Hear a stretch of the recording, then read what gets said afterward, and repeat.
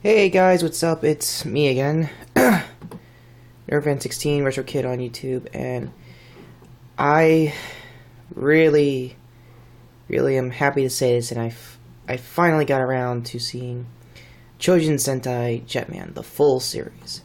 I'm not gonna go on about every single filler episode. I would like you to see it yourself. There's even a crazy one with soup and noodles and ramen and weird crap. Anyway, I've been really wanting to see this Sentai team for a very long time. And what are you doing, Decade? Wanting to see everything you've been doing. You've been going on and on about that team. Leave him alone. Are you okay, man? No. Dude, don't you know me? I'm freaking Gokai Red. Alright, wait. The only way you're that guy is if I showed you a picture of a chicken. Yeah, and I'll eat it. Yep, you're good. Yep, you're Marv. So yeah. You too. Leave. Well, except for Marv, because he's kind of awesome. And he has a reason to be here. Really? Yeah, really. Go. You know, eventually we're going to have to fight. Yeah, and I can't wait to kick your ass again. I'll be the Street Fighter champion. Yeah, we'll see. You guys play Street Fighter to the death? Yeah? Why wouldn't you? He could kick your ass 10 ways from Sunday, and you kind of count as a rider. Yeah, so? No, I taught you well. Well, I'll be back when I'm relevant. Yeah, thanks, dude. So yeah, like I said, this team is pretty much the most, I guess, close to looking like a modern Power Ranger team I've ever seen, as far as Sentai goes. Another reason why I really wanted to see this show was Black Condor himself, Guy. And there's a pretty good reason why Marv is here. See this photo? That's him in Goat Kaiser, their tribute episode. And, well, I'll get to that when I get to the overall conclusions.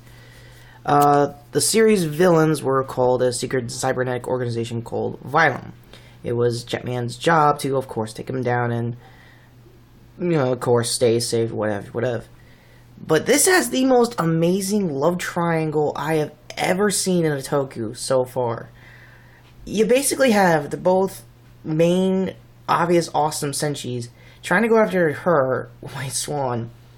I really wish I knew all these people's names in real life. I really wanted to look up what they did after the show, too. Besides the point. Another awesome reason why this love triangle is amazing, because I think it was like the first of many to be done on Sentai. It felt almost like a soap opera for your parents if you ever want to get them into Toku. That's just me. That's why Red Hawk is pretty well-rounded of a awesome Red Senshi in my mind, is that he has a lot of personal stake at Vylum. They pretty much killed his girlfriend first episode, and I had a running joke on Jerry Springer, like, oh, she's cheating on him with some robo dude. Nah, it turns out her brain was manipulated and didn't want to come back and stay dead, kind of thing. Kind of weird, but that's another thing. This is probably the most sappy Red Senshi, and he still kicks ass. Bear in mind, this is like the early 90s. They only had like 2 Zords, and the first appearance of the second Zord got its ass handed to them.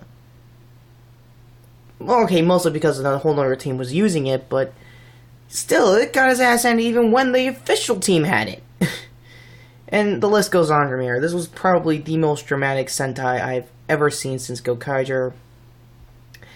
And another reason why I'm mentioning Black Condor, and I'm getting into what the teams did afterwards. You know how it goes. They always live their dreams and stuff. Except for Black Condor. Everyone else, you know, whatever you predicted they were end up gonna do after the show, character-wise, of course did. Blue Swallow ended up being like a J-pop star. Yellow Owl ended up, you know, having a girlfriend, just living off the land again. Red Hawk and the other 3? Oh boy, the other 3.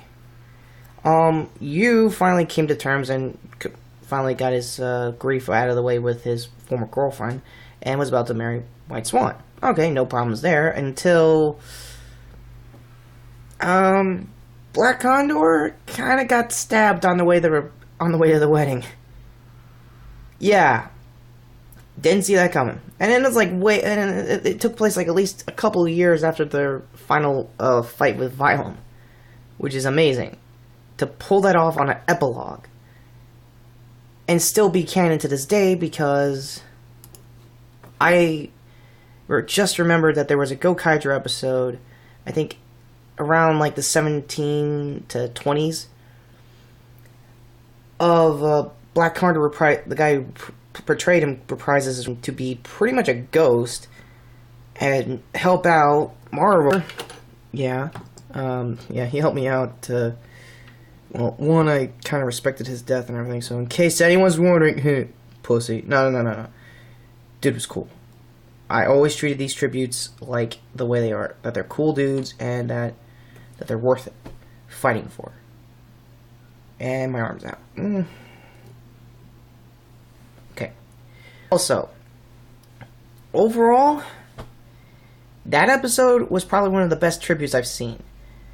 I mean, that's just me, and I'm gonna probably look into more old school teams.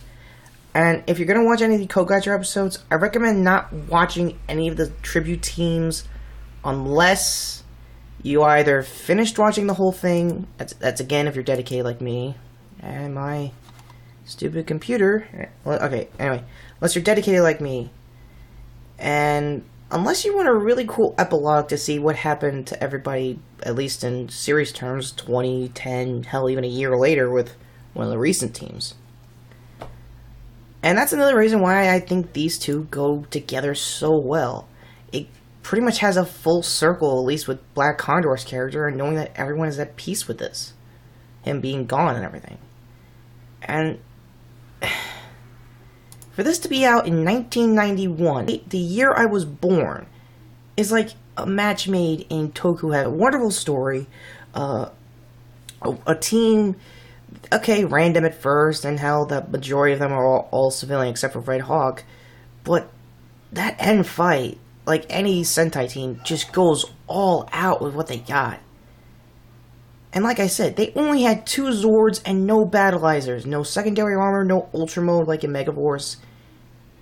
They kicked ass. I mean, yeah, if Easy was here, he'd be like, nah, Liveman was better. Liveman was so better. And yeah, I can understand that too. But as a kid of the 90s, and as a kid who was literally born when this team came about and ended when I hit like at least 1 year old, it was pretty personal for me. I mean, not in like, just, I mean, nothing like, nothing big or huge, but pretty small. And that kind of counts in my mind.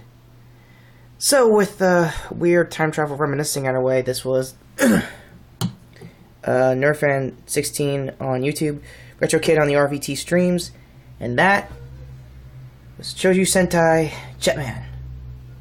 Later. Cross! Change up!